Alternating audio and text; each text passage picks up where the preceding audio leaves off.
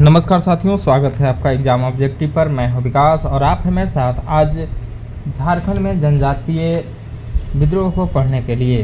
तो चलिए इस टॉपिक को स्टार्ट करते हैं और जानते हैं हम झारखंड में जनजातीय विद्रोह। और इससे पहले हम ऑडियो फॉर्म में कुछ जनजातीय विद्रोह को पढ़ चुके हैं, जैसे में ढाल विद्रोह, चुआड़ विद्रोह, चेरो विद्रोह, भोक्ता विद्रोह, घटवाल विद्रोह, पहाड़िया विद्रोह, ये सब हम सारे पढ़ चुके हैं। आज हम पढ़ेंगे तमाड़ विद्रोह और तिलका विद्रोह। तो तमाड़ विद्रोह को हम लोग देख लेते हैं। तमाड़ विद्रोह 1782 से 1821 ईस्वी तक चला था और इसका जो 6 चरण में ये युद्ध चला था विद्रोह। तो इसको देख लेते हैं। इस विद्रोह का प्रारंभ मुंडा आदिवासियों ने अंग्रेजों द्वारा बाहरी लोगों को प्राथमिकता देने तथा नागवंशी शासकों के शोषण के विरुद्ध तमाड़ क्षेत्र में किया गया था। यह अंग्रेजों के विरुद्ध सबसे लंबा, बृहत्तम और सबसे खूनी आदिवासी विद्रोह था। यह विद्रोह 6 चरण में चला था। प्रथम चरण में जो चला था ये 1782 से 83 में चला था और इसका नेतृत्व जो करने वाले थे भोलानाथ सिंह थे। और इसको इस विद्रोह का जो दमन करने वाला था ये जेम्स क्रॉफ्ट था।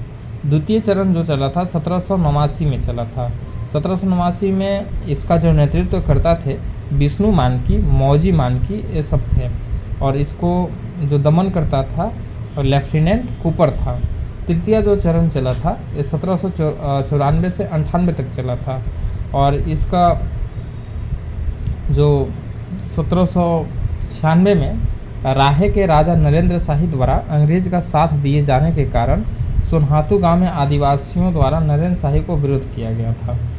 और इसका जो दमन किया गया था कैप्टन बेन के द्वारा किया गया था। चतुर्थ चरण जो चला था 1807 से 1808 ईस्वी तक चला था और इसका नेतृत्वकर्ता दुखन मानकी थे और इसका जो दमन करते था कैप्टन रफसीज था। पांचवा चरण चला था 1810 से 12 में। इसका जो नेतृत्व करता थे वो थे जागीरदार बख्तर शाह और इसका दमन करता लेफ्टिनेंट एच ओनाल्डेल। छठा चरण जो चला था 1819 से 21 ईस्वी में चला था और इसका जो नेतृत्व करता थे रुदन मुंडा, कुंटा मुंडा और इसका जो दमन करता थे वो थे रफसेज व कोलविन थे। अब आते हैं हम तिलका आंदोलन में। तो चलिए तिलका आंदोलन में हम लोग देख लेते हैं। इसका जो तिलका आंदोलन जो इसका जब चला था ये था 1783 से 1785 तक चला था। तिलका आंदोलन की शुरुआत 1783 ईस्वी में तिलका मांझी और उनके समर्थकों द्वारा की गई थी। यह आंदोलन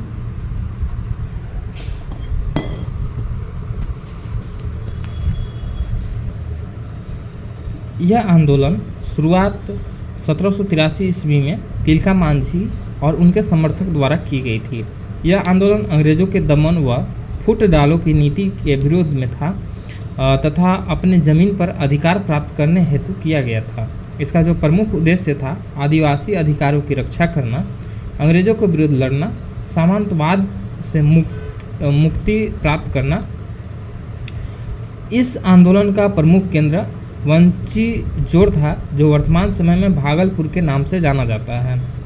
झारखंड के संथाल परगना क्षेत्र में इस युद्ध का व्यापक प्रसार हुआ। तिलका मांझी उर्फ जबरा पहाड़िया ने इस आंदोलन को जन आंदोलन का स्वरूप दिया और अपने आंदोलन के प्रचार प्रसार हेतु साल के पत्तों का प्रयोग किया। इस आंदोलन के दौरान आपसी एकता को मजबूत बनाए रखने पर विशेष बल दिया गया। इस आंदोलन में महिलाओं ने भी भाग लिया था। इस विद्रोह के दौरान 13 जनवरी 1784 को तिलका मांझी ने तीर मारकर क्लीवलैंड की हत्या कर दी थी। क्लीवलैंड की हत्या के उपरांत अंग्रेज अधिकारी आयरकुट ने तिलका मांझी को पकड़ने हेतु व्यापक अभियान चलाया था।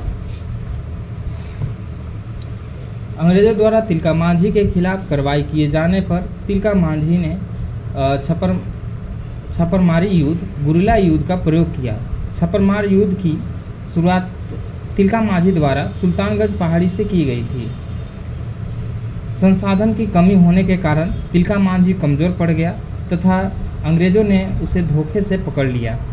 पहाड़िया सरदार जौराह ने तिलका मांझी को पकड़वाने में अंग्रेज़ों का सहयोग किया। 1785 ईस्वी में अंग्रेज़ों द्वारा तिलका मांझी को गिरफ्तार कर लिया गया। तिलका मांझी को 1785 में भागलपुर में बरगद के पेड़ से फांसी पर लटका दिया गया। इस स्थान को उनकी याद में बाबा तिलका मांझी चौक के नाम से जाना जाता है। झारखंड के स्वतंत्रता सेनानी में सर्वप्रथम शहीद होने वाले सेनानी तिलका मांझी हैं। मुंडा विद्रोह 1793 से 83। झारखंड के इतिहास में मुंडाओं को विद्रोह की संख्या अनेक है, किंतु बिरसा मुंडा के नेतृत्व में संचालित मुंडा उलगुलान इनमें सर्वाधिक संगठित और व्यापक स्वरूप का था। बिरसा मुंडा के आंदोलन के पूर्व मुंडा द्वारा अलग अलग उद्देश्य से भी निम्न विद्रोह का संचालन किया गया। 1793 में 93 का बुड्डू एवं राहे का मुंडा विद्रोह, 1796 की सिल्ली एवं राहे का मुंडा विद्रोह, 1807 का तमाड़ का मुंडा विद्रोह, 1819 से 20 में पलामू का मुंडा विद्रोह, 1832 में बुद्धू भगत का विद्रोह। तो ये सब है विद्रोह और ये मुंडा विद्रोह का है। अब आते हैं हम लोग हो विद्रोह के बारे में जानते हैं। हो विद्रोह जो चला था 1820 से 21 चला था। हो दशम हो लोग का निवास स्थान पर कभी मुगलों या मराठों का प्रभाव स्थापित नहीं हो सका। पुरहाट के राजाओं का इस पर कुछ प्रभाव होता था तथा वह हो जनजाति से नियमित कर की अपेक्षा करता था। हो जनजाति के लोग स्वतंत्रता प्रिय व लड़ाका स्वभाव के थे तथा ये राजा का नियमित कर का भुगतान नहीं करते थे। पुरहाट के राजा जगन्नाथ सिंह ने हो जनजाति के लोगों पर प्रत्यक्ष नियंत्रण स्थापित करने के उद्देश्य से 1820 ईस्वी में मेजर रफसेज की एक सेना के साथ हो देशम में प्रवेश किया, जिसके परिणाम स्वरूप हो जनजाति के लोग ने पुरहाट के राजा व अंग्रेज़ों के विरुद्ध विद्रोह कर दिया। चाईबासा के निकट 1820 में रोरो नदी के किनारे अंग्रेज़ों व हो लोगों के विरुद्ध एक युद्ध हुआ, जिसमें मेजर रफसेज की सेना ने हो जनजाति के विद्रोह का दमन कर दिया। इस दमन के बाद हो देशम के उत्तरी क्षेत्र में के लोगों ने पुरहाट के राजा को कर देना स्वीकार कर लिया, परंतु दक्षिण भाग के लोगों ने कर देने से मना कर दिया व उपद्रव मचाना शुरू कर दिया। विवश होकर पुरहाट के राजा ने पुनः मेजर रफसेज से सहायता मांगी। रफसेज ने 1821 में कर्नल रिचर्ड के नेतृत्व में एक बड़ी सेना दक्षिण भाग के हो को नियंत्रित करने हेतु भेजा, जिसका एक माह तक हो लोगों ने सामना किया। अंग्रेज के विरुद्ध सफलता सुनिश्चित होने की संभावना छीन देखकर हो लोगों ने अंग्रेज़ों की अधीनता स्वीकार करने पर राजा व जमींदारों के प्रति हल 8 आना वार्षिक कर देना स्वीकार कर लिया। बाद में पुनः हो लोगों ने अंग्रेज़ों के खिलाफ मोर्चा खोला तथा 1831 से 32 के कोल विद्रोह में बढ़ चढ़कर हिस्सा लिया। आगे आते हैं कोल विद्रोह। कोल विद्रोह जो हुआ था 1831 से 32 ईस्वी में हुआ था। कोल विद्रोह झारखंड का प्रथम सुसंगठित तथा व्यापक जनजातीय आंदोलन था तथा झारखंड में हुए भिन्न जनजातीय विद्रोह का इसका विशेष स्थान है। इस विद्रोह के प्रमुख कारण निम्न थे: लगान की ऊंची दर तथा लगान नहीं चुका पाने की स्थिति में भूमि से मालिकाना हक की समाप्ति, अंग्रेज़ों द्वारा अफीम की खेती हेतु आदिवासियों को प्रताड़ित किया जाना, जमींदारों व जागीरदारों द्वारा कोलों को अमानवीय शोषण और उत्पीड़न, दिकुओं अंग्रेज़ों द्वारा नियुक्त बाहरी गैर आदिवासी कर्मचारी, ठेकेदार व व्यापारियों द्वारा आदिवासियों का आर्थिक शोषण, अंग्रेज़ों द्वारा आरोपित भिन्न भिन्न प्रकार के कर, उदाहरण स्वरूप 1824 में पहाड़िया पर लगाया गया पतचुई नामक कर।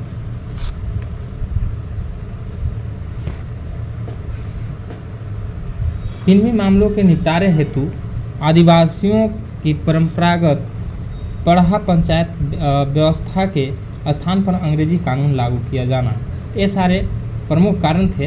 अब आते हैं इस विद्रोह के प्रारंभ में से हुए पूर्व सोनपुर प्रांगण के सिंध राय मानकी के बाहर गांवों की जमीन छीनकर सिखों को दे दी गई तथा सिखों ने सिंह राय की 2 बहनों का अपहरण कर उनकी इज्जत लूट ली।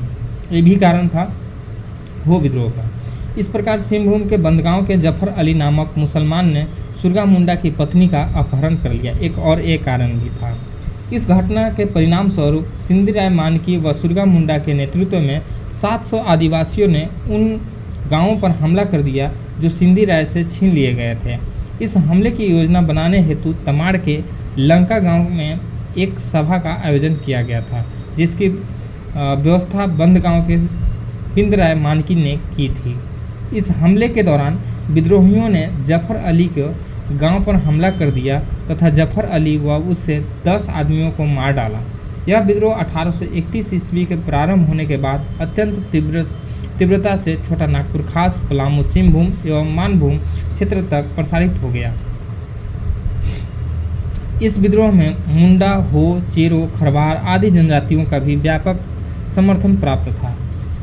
इस विद्रोह में हो जनजाति के लोग के समर्थन के कारण एस.आर. टिकले ने इन्हें लड़ाका कोल से संबोधित किया। हजारीबाग में बड़ी संख्या में अंग्रेज सेना की मौजूदगी के कारण यह क्षेत्र इस विद्रोह के पूर्णतः अछूत रहा। इस विद्रोह के प्रसार हेतु प्रतीक चिन्ह के रूप में तीर का प्रयोग किया गया।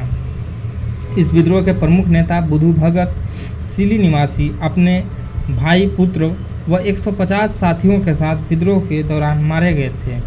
बुधू को कैप्टन इम्पे ने मारा था।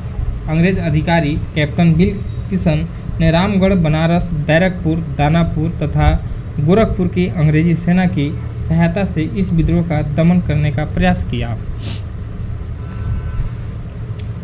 भिन्न भिन्न हथियारों व सुविधाओं से लैस अंग्रेजी सेना के विरुद्ध केवल तीर धनुष से लैस विद्रोहियों ने 2 महीने तक डटकर अंग्रेजी सेना का मुकाबला किया। इस विद्रोह को दबाने से पिठोरिया के तत्कालीन राजा जगपत पाल सिंह ने अंग्रेजों की मदद की थी, जिसके बदले में तत्कालीन गवर्नर जनरल विलियम बेंटिक ने उन्हें 313 रुपये प्रति माह आजीवन पेंशन देने की घोषणा की। 1832 ईस्वी में सिंध राय मानकिन तथा सुरगा मुंडा बंदगांव सिंहभूम निवासी ने आत्मसमर्पण कर दिया, जिसके पश्चात विद्रोह कमजोर पड़ गया। इस विद्रोह के बाद छोटा नागपुर क्षेत्र में बंगाल की सामान्य कानून के स्थान पर 1833 ईस्वी का रेगुलेशन लागू किया गया। साथ ही जंगल महल जिला को समाप्त कर नॉन रेगुलेशन प्रांत के रूप में संगठित किया गया। इसे बाद में दक्षिण पश्चिम सीमा एजेंसी का नाम दिया गया। इस क्षेत्र के प्रशासन के संचालन की जिम्मेदारी गवर्नर जनरल के एजेंट के माध्यम से की जाने की व्यवस्था की गई तथा इसका पहला एजेंट थॉमस बिल किशन को बनाया गया। इस विद्रोह के बाद मुंडा मान की शासन प्रणाली को भी वित्तीय व न्यायिक अधिकार भी प्रदान किए गए। अब आते हैं भूमिज विद्रोह। यह 1832 से 33 तक चला था। पिछला विद्रोह हम लोग का था कोल विद्रोह, 1831 से 32 चला था। अब हमारा भूमिज विद्रोह है, यह चलेगा 1832 से 33 चलेगा।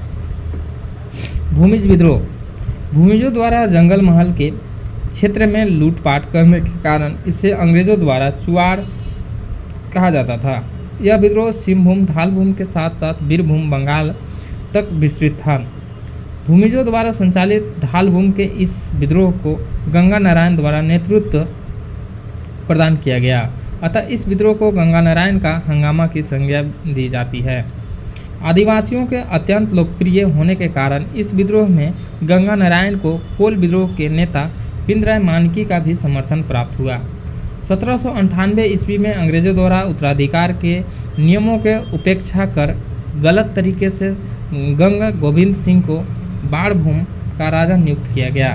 पूर्व में भी अंग्रेजों ने उत्तराधिकार के नियमों का उपेक्षा करके लक्ष्मण सिंह के स्थान पर रघुनाथ सिंह को राजा नियुक्त किया था। वह लक्ष्मण सिंह को जेल में डाल दिया था, जहां उनकी मृत्यु हो गई थी। नवनियुक्त राजा ने जनता पर भिन्न भिन्न अनैतिक कर आरोपित कर दिए, जिससे जनता में राजा के प्रति असंतोष फैलने लगा। इसके अतिरिक्त बाणभूम के दीवान माधव सिंह राजा गंगा गोविंद सिंह का सौतेला भाई ने चालाकी से अपने चचेरे भाई गंगा नारायण लक्ष्मण सिंह का पुत्र को मिलने वाली जागीर बंद करवा दी। गंगा नारायण ने अपनी जागीर प्राप्ति हेतु कंपनी शासन के बार बार आग्रह किया, जिसकी हर बार अनदेखी की गई। इस प्रकार विद्रोह का प्रमुख कारण उत्तराधिकार के नियमों की अनदेखी, जनता पर अनैतिक कर, दिकुओं द्वारा जनता का शोषण व गंगा नारायण के साथ हुआ अत्याचार था। गंगा नारायण के बदला लेने के उद्देश्य से भूमिजों को संगठित किया तथा दीवान माधव सिंह की 26 अप्रैल 1832 ईस्वी को हत्या कर दी, जिसके परिणामस्वरूप भूमि विद्रोह का आगाज हो गया। इसके बाद गंगा नारायण ने घटवालों की एक बड़ी सेना के साथ संपूर्ण राज्य पर कब्जा करने के उद्देश्य से बाणभूम पर चढ़ाई कर दी। इस अभियान के सूरा नायक, बुल्ली महतो, गुर्दी सरदार आदि गंगा नारायण के प्रमुख सहयोगी थे। इस अभियान के दौरान गंगा नारायण ने बड़े पैमाने पर उपद्रव मचाया तथा मई 1832 में रक्सेल के नेतृत्व वाली तथा नवंबर 1832 में ब्रैडन व स्टीमर के नेतृत्व वाली अंग्रेजी सेना पर सफलतापूर्वक हमला कर दिया। गंगा नारायण द्वारा अंग्रेजों पर इस सफल हमले के बाद नवंबर 1832 में ही अंग्रेज अधिकारी डेंट ने एक विशाल सेना के साथ गंगा नारायण व उनके साथी के विरुद्ध अभियान चलाया तथा इनके कई गढ़ों को नष्ट कर दिया। इसके परिणाम स्वरूप भूमि विद्रोह कमजोर पड़ गया। गंगा नारायण अपने समर्थकों के साथ सिंहभूम चला गया तथा कोल लड़कों के साथ मिलकर उसने खरसावां के ठाकुर चेतन सिंह के राज्य पर धावा बोल दिया। 7 फरवरी 1833 को खरसावां के ठाकुर चेतन सिंह के विरुद्ध लड़ते समय गंगा नारायण की मृत्यु हो गई, जिसके बाद यह विद्रोह कमजोर पड़ गया। खरसावां के ठाकुर चेतन सिंह ने गंगा नारायण का सर काटकर कैप्टन बिलकिसन को भेज दिया, जिसके बदले ठाकुर चेतन सिंह का इनाम स्वरूप 5000 रुपये मिले। गंगा नारायण की मृत्यु के साथ ही इस विद्रोह का अंत हो गया। इस विद्रोह का प्रसार मुख्यतः सिंहभूम व बीरभूम क्षेत्र में था। इस विद्रोह के बाद जंगल महल क्षेत्र में व्यापक प्रशासनिक परिवर्तन किया गया। 1833 के रेगुलेशन एक्ट 13 के तहत राजस्व नीति में परिवर्तन किया गया तथा जंगल महल जिला को समाप्त कर दिया गया। अब आते हैं संथाल विद्रोह। 1855 से 56 ईस्वी तक चला था, इसको हम लोग देखते हैं। इस विद्रोह को हुल विद्रोह, संथाल विद्रोह या संथाल हुल, सिद्धू कानू का विद्रोह आदि नामों से भी जाना जाता है। जनजातीय भाषा में हुल का अर्थ क्रांति, बगावत होता है। इस विद्रोह को संथाल परगना की प्रथम जन क्रांति भी कहा जाता है। कार्ल मार्क्स ने संथाल विद्रोह को भारत की प्रथम जन क्रांति की संज्ञा दी थी। इसे मुक्ति आंदोलन के नाम से भी जाना जाता है। इस विद्रोह को सिद्धू कानू, चांद भैरव, फूलो झानू ने प्रारंभ किया था। ये सभी आपस में भाई बहन थे। संथाल परगना क्षेत्र में 1790 ईस्वी तक संथालों का निवास नहीं था। भिन्न भिन्न क्षेत्र में हो रहे शोषण से मुक्ति हेतु इन्होंने संथाल परगना के क्षेत्र को अपना निवास स्थान बनाया। 1815 से 30 के बीच सर्वाधिक संख्या में संथाल का इस क्षेत्र में आगमन हुआ। इस क्षेत्र में बसे संथालों को धीरे धीरे भिन्न भिन्न प्रकार के शोषण प्रारंभ हो गया। जमींदारों द्वारा लगान की उचित दरें, महाजन द्वारा अत्यधिक ब्याज दर पर ऋण, संथाल महलुओं के साथ दुर्व्यवहार, ब्रिटिश सरकार, पुलिस न्याय व्यवस्था द्वारा संथालों का शोषण आदि इसके भिन्न भिन्न स्वरूप थे। इसके अतिरिक्त भागलपुर के वर्धमान में के बीच रेल लाइन बिछाने हेतु संथाल को बेगार करने हेतु विवश किया गया था तथा बेगार करने से मना करने पर इन्हें शारीरिक दंड दिया जाने लगा। इस विद्रोह का प्रारंभ 1855 में तब हुआ जब संथालों ने अंग्रेजी उपनिवेश तथा अंग्रेजों व गैर आदिवासियों के शोषण के खिलाफ संघर्ष छेड़ने का निर्णय लिया। विद्रोह के प्रारंभ से पूर्व एक स्थानीय साहूकार ने अपने घर में मामूली चोरी के आरोप में दिग्धी थाने के दरोगा को महेश लाल दत्त की सहायता से संथालों को गिरफ्तार करवा दिया तथा जेल में विजय मांझी नामक एक संथाल की मौत हो गई। एक संथाल के आक्रमण रुख दिखते हुए दरोगा की हत्या कर दी, जिसका सभी संथालों ने समर्थन किया। इसके बाद 30 जून 1855 को भोगनाडीह गांव के लगभग 400 गांव के 6000 से अधिक आदिवासियों ने एक सभा की, जिसमें अपना देश अपना राज का नारा दिया गया तथा विद्रोह का बिगुल फूंका गया। 30 जून को हूल दिवस के रूप में मनाया जाता है। इस सभा में सिधू को राजा, कान्हू को मंत्री, चांद को प्रशासक तथा भैरव को सेनापति नियुक्त किया गया। इस सभा में सिधू कान्हू ने यह घोषणा किया कि भगवान ने उन्हें निर्देश दिया है कि आज़ादी के लिए अब हथियार उठा लो।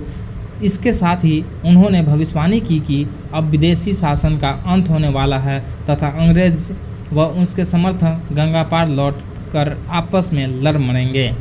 इस विद्रोह का प्रारंभ संथाल परगना क्षेत्र से हुआ था। यह धीरे धीरे हजारीबाग, बीरभूम व छोटा नागपुर आदि क्षेत्र में विस्तृत हो गया। हजारीबाग में इस विद्रोह का नेतृत्व लुबाई मांझी एवं अर्जुन मांझी ने तथा बीरभूम में गोरा मांझी ने किया था। इस विद्रोह के दौरान जमींदार, महाजन, पुलिस एवं सरकारी कर्मचारी का नाश नामक नारा भी दिया गया।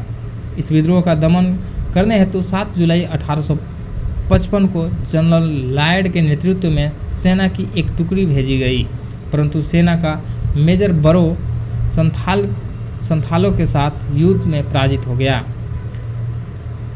16-17 सितंबर 1855 को सुंदरा व रामा मांझी तथा मुचिया कोमनजेला के नेतृत्व में लगभग 3000 विद्रोहियों ने कई थाने व गांव पर कब्जा कर लिया। करहिया थाने के दरोगा प्रताप नारायण की हत्या कर दी गई। इसके बाद ब्रिटिश सरकार ने 13 नवंबर 1855 को उपद्रव वाले इलाके में मार्शल लॉ लागू कर दिया तथा विद्रोह नेता को पकड़ने पर 10,000 रुपये का इनाम घोषित कर दिया। अंग्रेज़ों ने इस विद्रोह को दबाने हेतु क्रूरतापूर्वक कदम उठाया तथा दिसंबर 1855 को सिधू मुर्मू को गिरफ्तार कर लिया। भागलपुर न्यायालय में उस पर मुकदमा चलाने के बाद 5 दिसंबर 1855 को फांसी की सज़ा दे दी गई। इसके बाद चांद भैरव को बढ़ैत में अंग्रेज़ों ने गोली मारकर मार दी। फरवरी 1856 में कान्हू भी पकड़ा गया तथा उसे 23 फरवरी 1856 को अपने ही भोगनाडीह गांव के ठाकुरबाड़ी परिसर में फांसी पर लटका दिया गया। इस विद्रोह के दबाने में अंग्रेज़ों के अधिकारी captain Alexander, lieutenant Thomas, lieutenant read ने महत्वपूर्ण भूमिका निभाई। इस विद्रोह में 50,000 से अधिक संथाली पुरुष महिला की भागीदारी की, जिसमें 15,000 से अधिक लोग मारे गए। इस विद्रोह का प्रसार संथाल परगना के अलावा हजारीबाग नेतृत्वकर्ता जुबाई मांझी व अर्जुन मांझी व बीरभूम नेतृत्वकर्ता गोरा मांझी क्षेत्र में भी था। अंग्रेज़ों ने इस विद्रोह के दौरान संथाल विद्रोह से बचाव हेतु पाकुड़ में मार्टिन टावर का निर्माण कराया था। संथाल विद्रोहियों ने पाकुड़ की रानी छेमा सुंदरी से इस विद्रोह के दौरान सहायता मांगी थी।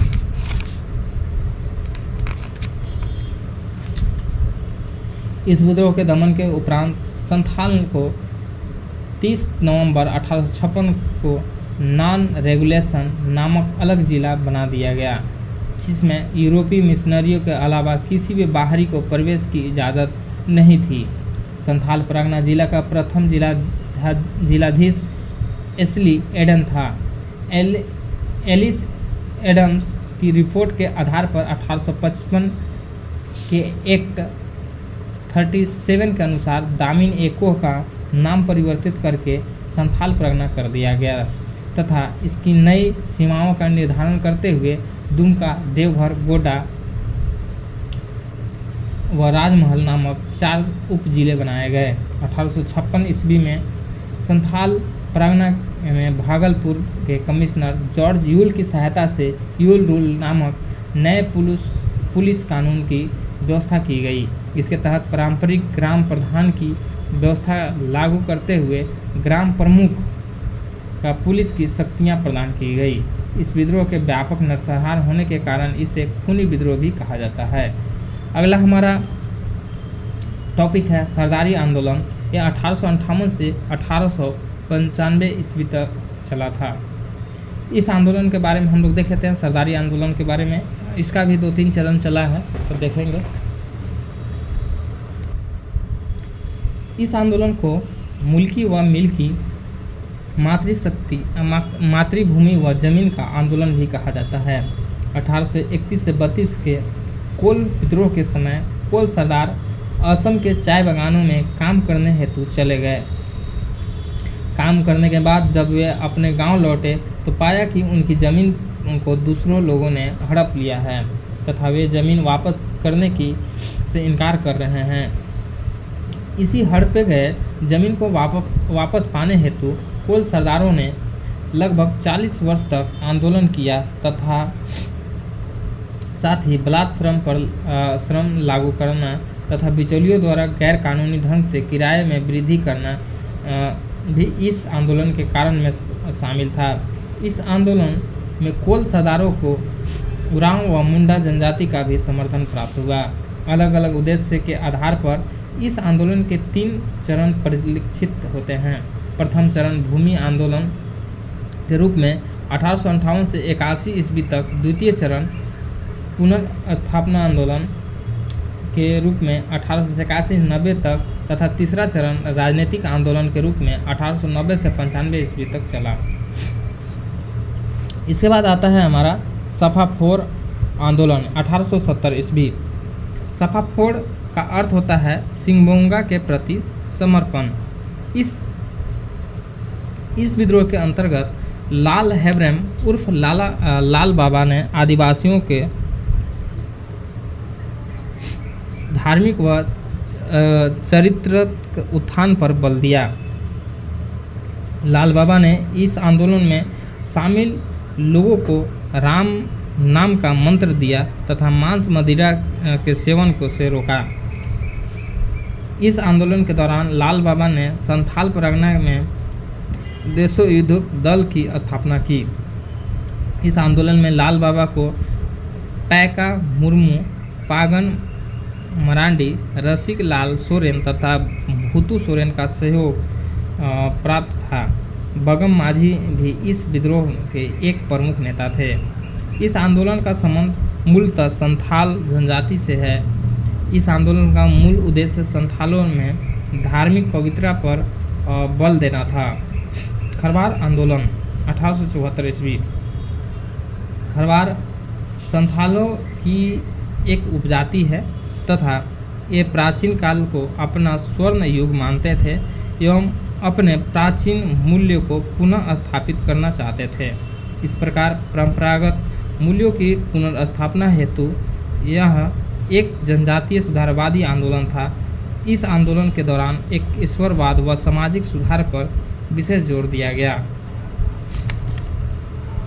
इस आंदोलन की भागीरथी मांझी उर्फ बाबा के नेतृत्व में शुरू हुआ। 1874 ईस्वी में संथाल परगना क्षेत्र में हुई। भागीरथ मांझी का जन्म गोड्डा के तलडी गांव में हुआ था। भागीरथ मांझी द्वारा नेतृत्व प्रदान किए जाने के कारण इसे भागीरथ मांझी का आंदोलन भी कहा जाता है। आंदोलन के दौरान भागीरथ मांझी ने स्वयं को बौसी गांव का राजा घोषित किया तथा ब्रिटिश सरकार जमींदारों को कर नहीं देने की अपील करते हुए खुद लगान प्राप्त करने की व्यवस्था प्रारंभ की। अब इसके बाद आते हैं बिरसा आंदोलन। ये 1895 से 1900 ईस्वी तक चला था। इसको हम लोग देख लेते हैं।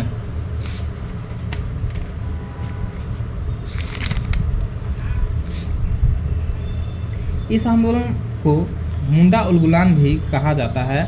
उलगुलान का तात्पर्य है विद्रोह या महान हलचल। 19वीं सदी में हुए सभी आदिवासी आंदोलनों में यह सर्वाधिक व्यापक तथा संगठित आंदोलन था।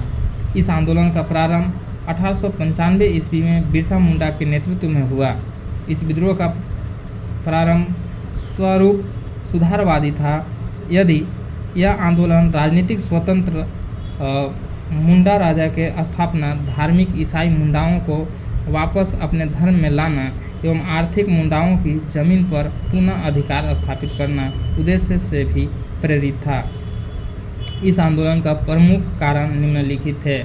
खुटकट्टी व्यवस्था की समाप्ति से उत्पन्न बेरोजगारी की समस्या, मिशनरियों द्वारा भूमि सुधार संबंधी झूठे आश्वासन, मुंडाओं की समस्याओं की समस्या के प्रति अदालतों की उदासीनता, 1894 ईस्वी का छोटा नागपुर वन सुरक्षा कानून के लागू होने पर आदिवासियों को जीवन निर्वाह पर संकट, ये सभी कारण थे। 1895 ईस्वी में बिरसा मुंडा ने सिंगमोंगा धर्म का प्रतिपादन करते हुए लोगों को धार्मिक स्तर पर संगठित करने का प्रयास किया तथा भिन्न बोंगाओ देवताओं के स्थान पर सिंगमोंगा की आराधना करने पर जोर दिया। बिरसा मुंडा ने स्वयं को सिंगमोंगा का दूत घोषित किया और इस बात का प्रचार किया कि सिंगमोंगा द्वारा उन्हें किसी भी रोग को ठीक करने की चमत्कारी शक्ति प्राप्त है। इस प्रकार प्रारंभ में इस विद्रोह का प्रमुख उद्देश्य सिंगमोंगा देवता की आराधना एवं उनके प्रति समर्थन के स्वरूप में एक ईश्वरवाद का विकास था। बिरसा आंदोलन का मुख्यालय खूंटी था। इस विद्रोह के समय रांची का उपायुक्त स्टेट फील्ड था। इस आंदोलन में गाया मुंडा सेनापति, दोनका मुंडा राजनीतिक शाखा प्रमुख तथा सोमा मुंडा धार्मिक सामाजिक शाखा प्रमुख ने प्रमुख सहयोगी बनकर इस आंदोलन को विस्तृत किया। बिरसा मुंडा के आंदोलन में गाया मुंडा की पत्नी मानकी मुंडा ने महत्वपूर्ण भूमिका अदा की थी। मुंडा आंदोलन के समय कटोंगा बाबा कटोंगा नामक गीत प्रमुख था। साथ ही इस आंदोलन के दौरान अबुआ राजा एटेजाना, महारानी राजा टूडू, अब मुंडा राज का प्रारंभ हो गया तथा महारानी राज का समाप्त हो गया तथा का ऐलान किया गया। इस विद्रोह के दौरान बिरसा मुंडा को 2 बार डोरंडा कारागार रांची में बंदी बनाकर रखा गया। पहली बार 24 अगस्त 1895 में और 30 नवंबर 1897 तक अंग्रेज अधिकारी मेयर्स द्वारा गिरफ्तार ब्रिटिश सरकार के खिलाफ षड्यंत्र के आरोप में गिरफ्तार किया गया। दूसरी बार 3 फरवरी 1900 से 9 जून 1900 तक गिरफ्तार किया गया। पहली बार गिरफ्तार किए जाने के बाद 30 नवंबर 1897 को महारानी विक्टोरिया की हरिक जयंती के अवसर पर बिरसा मुंडा को रिहा कर दिया गया था।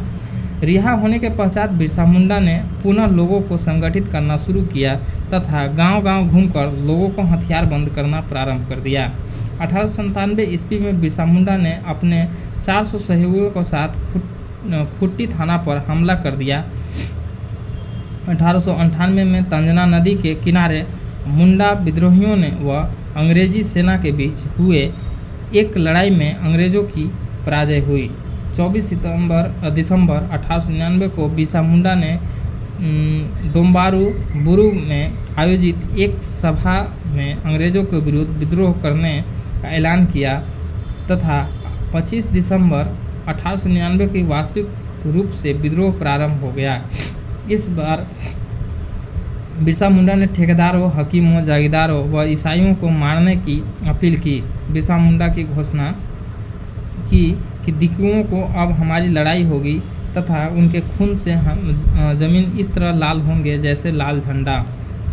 इसके बाद इनके अनुयायियों ने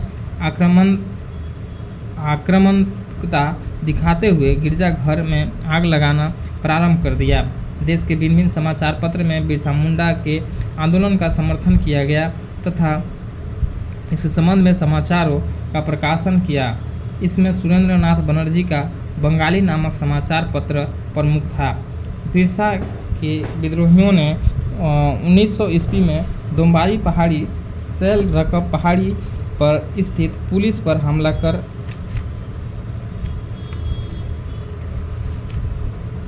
दिया, परंतु अधिकारी फोर्स व स्टीमफील्ड के नेतृत्व में पुलिस ने विद्रोहियों पर जालियांवाला बाग की तर्ज पर भयंकर गोलाबारी की एवं विद्रोहियों को पराजित कर दिया।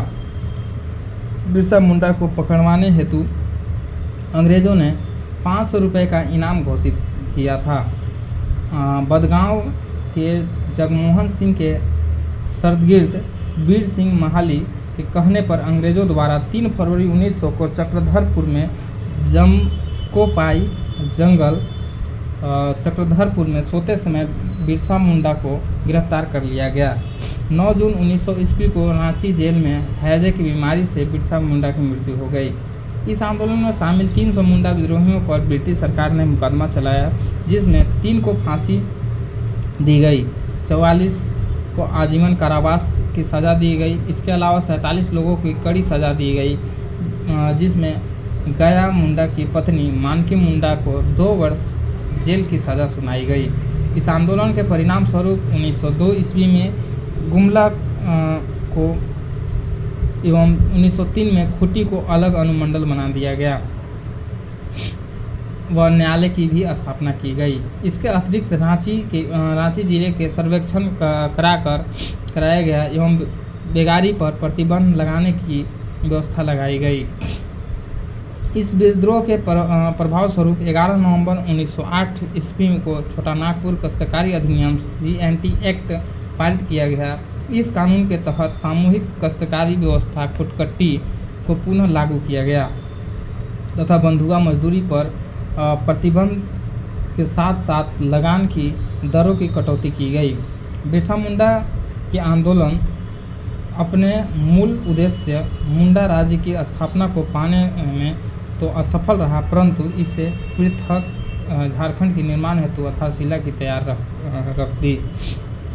अब इसके बाद ताना भगत आंदोलन 1914 में ताना भगत आंदोलन का प्रारंभ जतरा उरांव के नेतृत्व में 21 अप्रैल 1914 ईस्वी को गुमला में हुआ था। इस आंदोलन में बिरसा मुंडा के आंदोलन का विस्तार माना जाता है।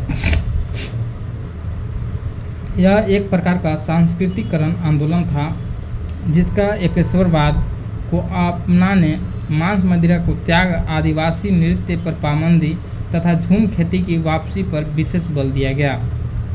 इस आंदोलन को प्रसारित करने में मांडर में शिबू भगत, घगर में बलराम भगत, बिशुनपुर में भिखू भगत तथा सिसई में देवमनिया नामक महिला ने महत्वपूर्ण भूमिका अदा की। इस आंदोलन का प्रमुख उद्देश्य स्वशासन की स्थापना करना था। इस आंदोलन को प्रारंभ में कुरुक धर्म आंदोलन के नाम से भी जाना गया, जो कुरुक या उरांव जनजाति का मूल धर्म है। 1916 में जतरा भगत को गिरफ्तार करके 1 वर्ष की सज़ा दी गई, परंतु बाद में उसे शांति बनाए रखने की शर्त पर यह कर दिया गया। इसके बाद आता है हरि बाबा आंदोलन। हरि बाबा आंदोलन, यह आंदोलन हरि बाबा उर्फ दुका हो के नेतृत्व में सिंहभूम क्षेत्र में चलाया गया। यह एक प्रकार का शुद्धि आंदोलन था। इस आंदोलन का मुख्य उद्देश्य हो जनजाति के लोगों को बाहरी अत्याचारों से बचाने का हेतु सुसंगठित करना था। इस आंदोलन में बरकेला क्षेत्र के भूता गांव निवासी सिंगराई हो, भड़हातू क्षेत्र में बमनिया हो तथा गड़िया क्षेत्र के हरिदुला व बिरजो हो को बढ़ा चढ़ाकर हिस्सा लिया। इस आंदोलन के दौरान सरना धर्म का व्यापक प्रचार प्रसार किया। यह आंदोलन गांधी जी के विचारों से प्रभावित था। ये रहा हमारा झारखंड के भिन्न तरह के जनजातीय आंदोलन। अगला जो टॉपिक होगा हम लोग का स्वाधीनता आंदोलन और झारखंड, यानी कि 1857 की क्रांति। तो तब तक के लिए हम धन्यवाद चाहते हैं और मिलते हैं हम अगले वीडियो में, और ऑडियो फॉर्मेट में आप इसे सुन सकते हैं।